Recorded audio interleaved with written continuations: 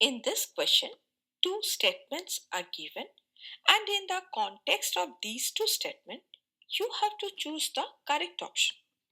Statement 1. Gauss's competitive exclusion principle states that two closely related species competing for different resources cannot exist indefinitely.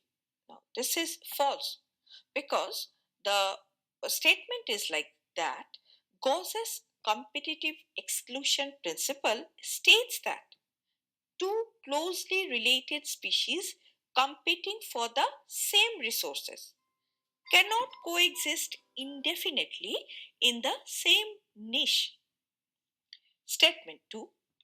According to Gauss's principle, during competition, the inferior would be eliminated.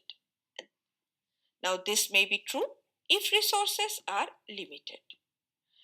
Now, according to Gauss's principle, during competition, if the resources are limited, one species, which is the inferior competitor, will be outcompeted and eliminated.